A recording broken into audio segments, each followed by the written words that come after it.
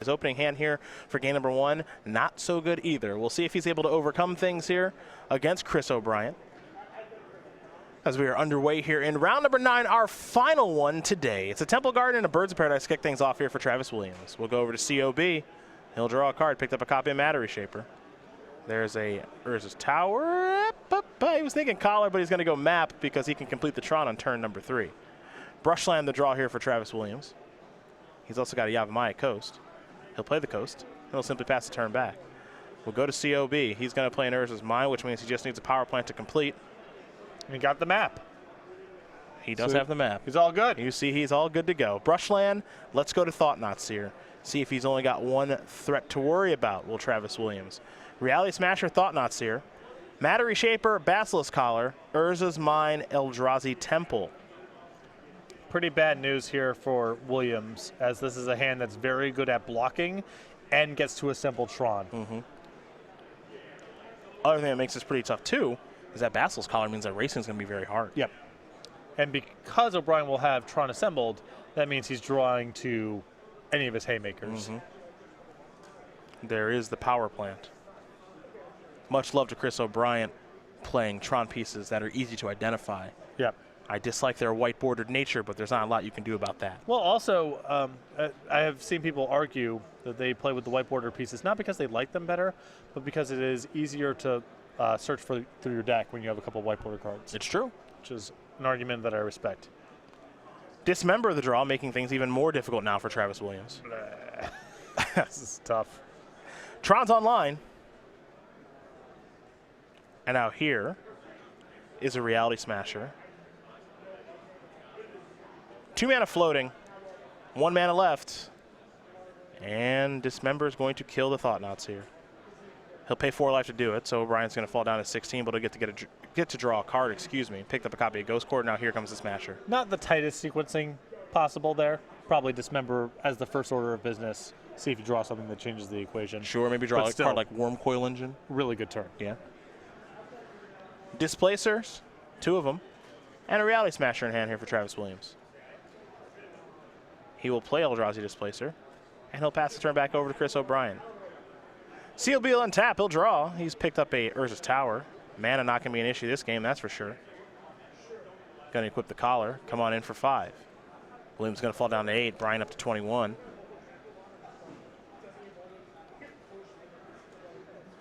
Here comes Eldrazi Temple. Tower, I'm going to put a Mattery Shaper onto the battlefield, and we'll pass the turn back. Yavimaya Coast to draw here for Travis Williams.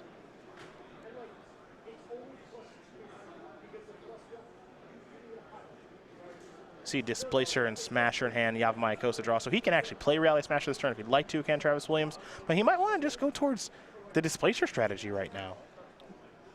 I think he's got to spend all of his mana efficiently here. And, you spend 5 this turn, actually make some forward progress, and then when he runs out of things to do, he can go ahead and, if he draws land number 6, he can play either play a Displacer and activate 1 or activate twice.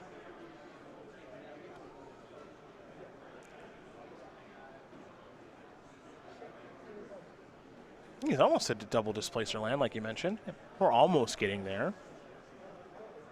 And Chris isn't really drawing much of anything right now. You see, he's got a Tower, he's got a Mine, he's got a Ghost Quarter, another copy of Mattery Shaper.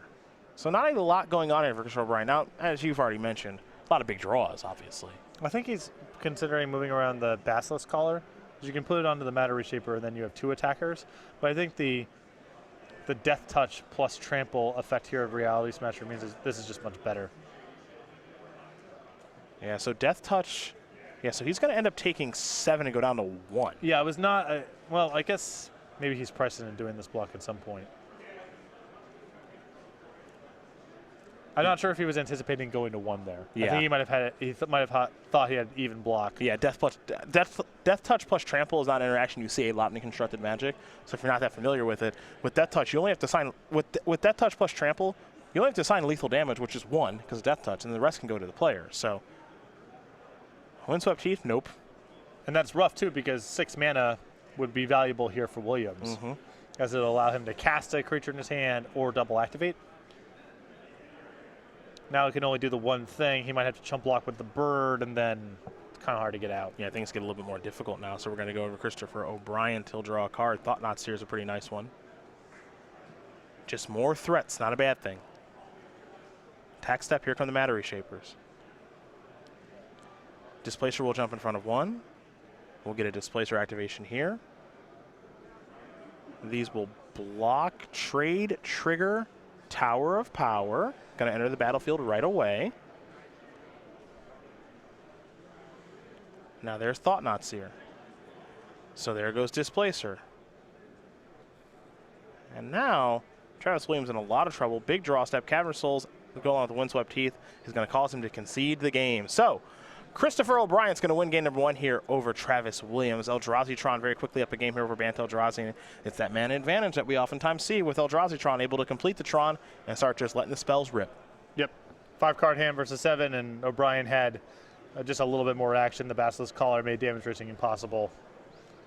A lot of the same stuff going on, but the mana advantage was significant. We'll take a look at the sideboards here for both players. We'll start with Travis Williams, who's got 2 Negate, 2 Disdainful Stroke, 2 Grab Triggers Cage, 2 Rest in Peace, 2 Ceremonious Rejection, 2 Stony Silence, a Thragtusk, a Warship, and an Engineer Explosives. One of the things that you get by playing colored spells and colored mana in your deck is you get access to cards like Disdainful Stroke and Ceremonious Rejection. Yeah, and I think Worship also might be reasonable in this matchup too. I'm not sure if O'Brien has a ton of workarounds. Though maybe if he's going so big to things like Karn and Ulamog, you don't really want to lean on that. But certainly the counter spells here are great. We go to the other side of things here for COB. He's got 2 Warping Whales, 2 Hangerback Walker, 2 Graph Triggers Cage, 2 Surgical Extraction, 2 Ratchet Bomb, 2 Relic Progenitus, a Crucible of Worlds, another copy of Basilisk Collar, and a Pithing Needle. I would bring in, I think the extra copy of Basilisk Collar seems good for this matchup, just for damage racing. And also if you happen to assemble it alongside Walking Ballista, that's very, very hard to play against. The rest of this I'm not super interested in. Yeah, not a ton that Chris needs to bring in, but the matchup's already pretty positive for him. So now the question is he going to be able to overcome the counter magic, basically? Disdainful Stroke, Ceremonious Rejection, both cards that are very good in the matchup. Yes. So we will find out soon enough. But for now, Christopher O'Brien is up a game here. Travis Williams, he's just about done sideboarding. He's going to start shuffling up here for game number 2. And so while these players do get ready for that second game and figure out who's going to be undefeated at the conclusion of this round and on top of the standings here after day number 1, let's talk SCG Game Night, my friend. It's the best place to go for fun and friendly Magic. You can have any format any day of the week, and we got some cool stuff coming down the pipeline. You can head over to go.starcitygames.com/game night to find the game night closest to you. Every month we come up with a new kit with pins and tokens we send to stores that are signed up. Stores then run game night however they want to any day of the week. Just regular rotation of fun and friendly Magic for their local players. This is the September kit, Smell Snare. And we have a few more. You said that. You really sold that there. Smell, Snare. It's a little bit of a tongue twister, so I was just trying to get through it. All right, go ahead. Vampire Night Fox in October. And then in a little November, more lively there. Tarmogoyt. Goat. I'm really struggling with that one. I don't know why. Tarmogoat. Tarmogoat. Okay, that's not so bad. Go.starcitygames.com/game night. Find the game night closest to you. And stores, if you want to get signed up for game night, you're not already, contact your Star City Games in-store play representative. Tarmogoat. You can do it, Tarmogoat. It's not that tough. Goit. I don't know why I'm Where is reading it. Goit coming from? I don't know why I'm reading it like that. I don't know either. Well, Tarmogoyf, so you're saying Goit. Yeah. Goyf, Tarmogoat. but it's just Tarmogoat. I only got to get through this show and then Cincinnati, and then and then I'm not going to have to talk about that one anymore. It's not as bad. It's not as well. Okay, bad's the wrong word, but Penguillian Quickfoot I still think was the hardest one. Yeah, that I was not struggling like I am with Tarmogoat. I have to stop and think about it before I say it. And Delver, maybe Delver Squeakroots was the hardest one. That was tough too. That was tough. I don't know. Deathrite Salmon. Deathrite Salmon? Salmon, yeah, because I say it like shaman, so I say salmon, which is just not right. And it's phonetic, right? It looks like it's spelled salmon. Like S-A-L-M-O-N, yeah. Right. How did that basketball player pronounce his last name? John Salmons? John Salmons. It was Salmons, right? Yeah, yeah Salmons. So like multiple, like the plural of salmon. Yeah. Exactly. Yeah. So that's not that crazy. Is there a different pronunciation of salmon? Of salmon? God, I can't. Now I'm stuck. I think it's just salmon. It's just salmon, right? I think so. So did John pronounce his last name wrong?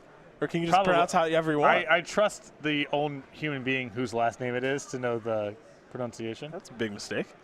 And also, I don't know. Names can be just pronounced differently. You can just do whatever you want, really.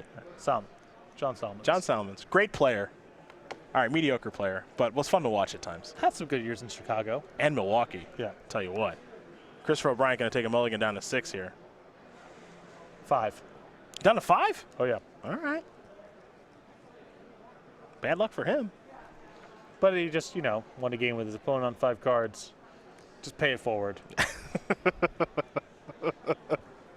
See if you can find a better hand. Listen, your opponent mulligans to 5 Just and you pay win. it forward is great. Your opponent mulligans to 5 and wins. Don't gloat about it. Just make sure you mulligan to 5 against your next opponent. That's all I ask. Pay it forward. Yeah. All right, looks like he's happy enough. Take a look at the top card here. He'll leave it on top. Let's play some Magic. Brushland, Ancient Stirrings. Travis Williams down to 19. Eldrazi's Sky Spawner among the 5 cards Travis Williams is looking at here. He's also got a Thought-Knot Seer in those cards. Bant Eldrazi, once one of the best decks in Modern, now one that's kind of a little under the radar with the presence of Eldrazi-tron, but Travis Williams having a nice tournament here this weekend. And there's a Ghost Quarter, past that turn back.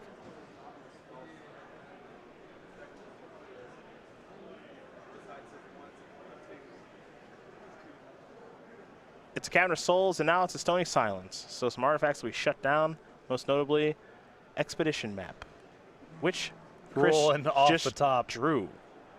Well, there is a Matter Reshaper. We're going to go over to Travis Williams now. He's picked up an Eldrazi Temple of his own. He'll play that.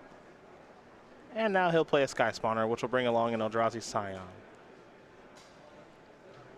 We'll go over to Christopher O'Brien, who will draw a card. He's picked up a Warping Whale, I think. Didn't get a great look. Either way, here comes the Reshaper in for 3. You know the map is garbage now. So what's the Warping Whale for? Is it mana creatures? Yeah, it can kill Hierarch and birds. For 2 mana? Yeah. Okay. Wouldn't be my approach. Eh. It's okay. Another temple. Oh boy, this game's probably over now. Here's Drowner. Take care of a Scion. Yeah. Or make his own Scion. Yeah. What do you think about that? It was actually a Reality Smasher that he drew. It wasn't a Warping Wheel. Okay, My great. apologies Yeah. there. But you know what? That's quick and easy. Yeah, that's Quick great. and easy. That's great. You could a Patrick Sullivan special. Quick and easy. Yeah. Let's dust it up. One person Get it over with. One person with their foot on the other person's throat for all 3 or 4 turns of the game. Yes. That's all I want to watch. Play a Stony Silence. You draw Expedition Map. Yeah. It's perfect. Yeah. Drown of Hope while you're still on land. It's great. Yeah. Aptly named card. Bant Eldrazi-tron. Getting ready here for game number 3. Not much sideboard to talk about since I didn't really play much of a game there. So you know what we're going to do? Yeah. You know what we're going to do? Well, I don't actually. Yeah, I know you don't. I follow your lead. Yeah, I tricked you on that one. We're going to talk about regionals. We're going to talk about regionals. It's a rhetorical question that I answered wrong anyway. Which it's going to be a nice little tournament that's going to take place November 4th.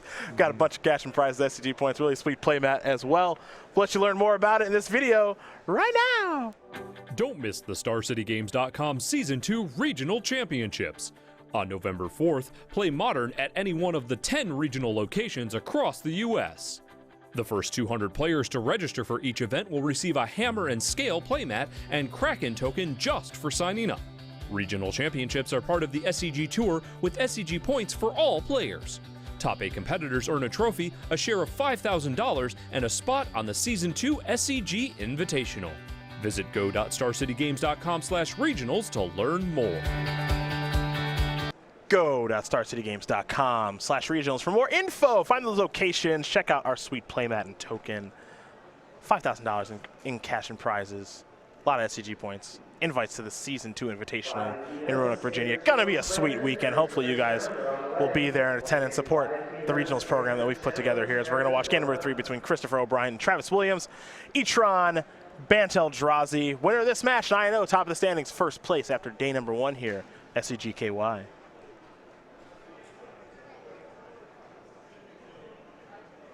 See if either player can stop mulliganing. Each have taken a mulligan to 5 in this match. Looks like Chris going to keep, Travis going to keep. All right, both on 7. Let's do it. Expedition map off of Nurse's Tower. And it looks like Chris O'Brien's going to have Tron on turn number 3 here. That's a Bird's Paradise off of my coast. Travis Williams down to 19. Chris is going to get Nurse's Mine as the land drop. Urza's Tower off the map. And that means a lot of mana on turn 3, Patrick. And Williams hopefully has one of his few counter spells. Ceremonious Protection or Disdainful Stroke. If he's just tapping out for Matter Reshaper here, he is just at the mercy of whatever O'Brien can put on the table. Well, we're going to see what COB can put on the table here now, because Tron is going to be online on his 3rd turn of the game. There could be Carnage. There could be Wormcoil Engines. There could be a lot of stuff. He's going to start things off with the Thought-Knots here. So we're going to get a good look at Travis Williams' hand. He's got a Drowner, a Thought-Knots here of his own, a Path to Exile, 2 Windswept Heaths. It's a good hand here for Travis Williams. Very solid. Nice to have a play and a removal. Play for next turn and a removal spell. O'Brien obviously can't take both. Looks like Pithy Needle among O'Brien's leftovers. Yeah, probably using that for Drowner. I mean, I guess. Well, I mean, Drowner. Maybe Displacer. Displacer too, yeah.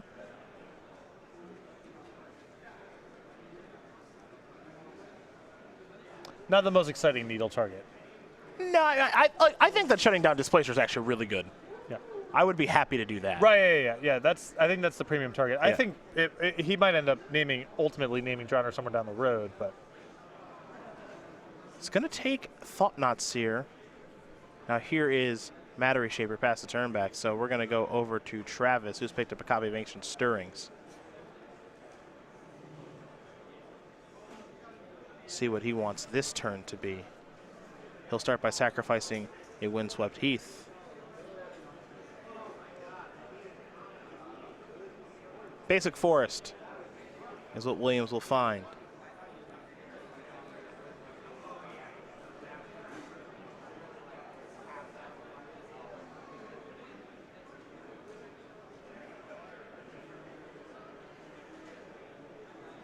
We'll see what comes next here for our Bantel Eldrazi player. It'll be an Ancient Stirrings.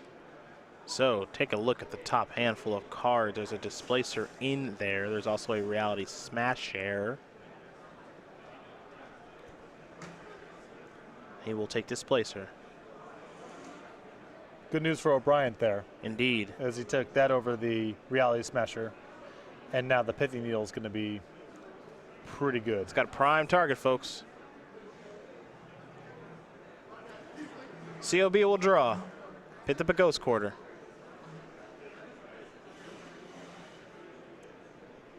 That will be his land for the turn.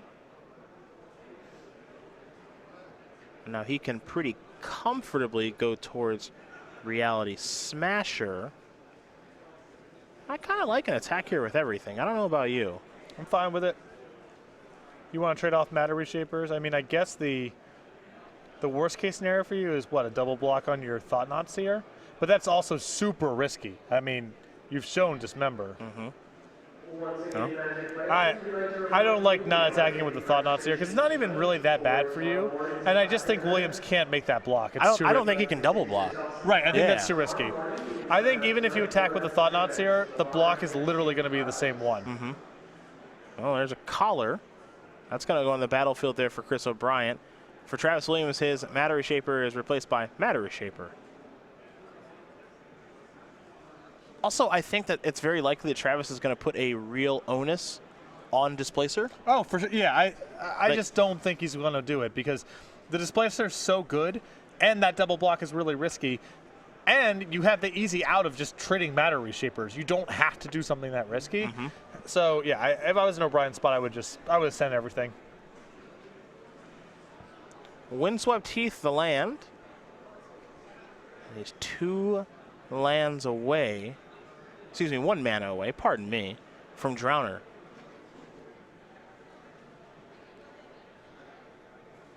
To the point where he might actually have to consider pathing his own thing. Who knows? But he's going to path Thought-Knots here for now. Yeah, get that throw off the table. Also, pathing the Thought-Knots here might just give you the 6 mana anyway. Very true, and it did. You have Mike Host the draw.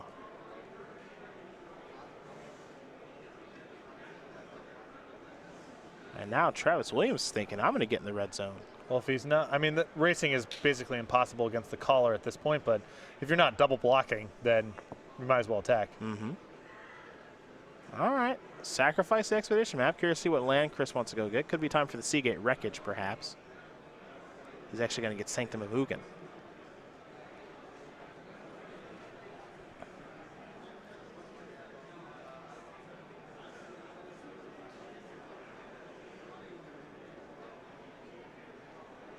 All right.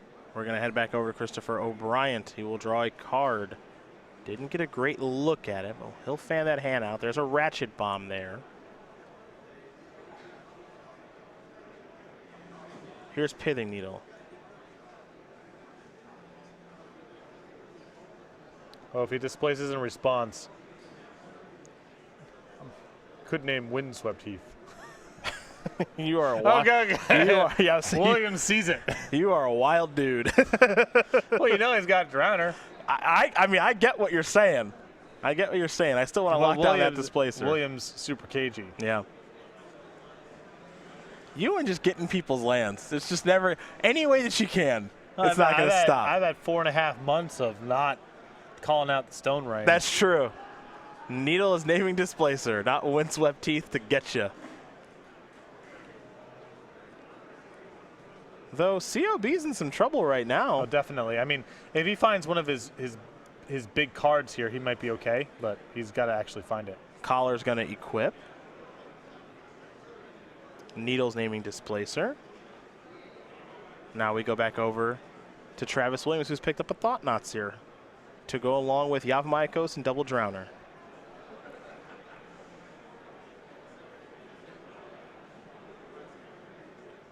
In for 6. O'Brien does fall down to 8. And now here comes Drowner. And O'Brien may need to sacrifice this Ratchet Bomb on the end step because he might need to get in a hit. Yep. Keep in mind O'Brien also drawing the Walking Ballista. Very, very true. Because that with the collar is, you know, a lot. You get it. You get it. Expedition map, not what he's looking for.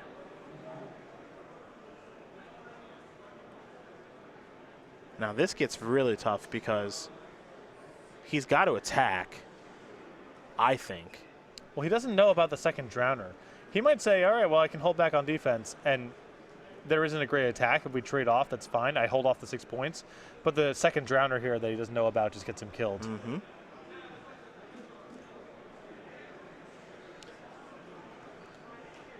And here is that second Drowner. And that is going to do it. So Travis Williams is going to win this match over Christopher O'Brien. 2-1.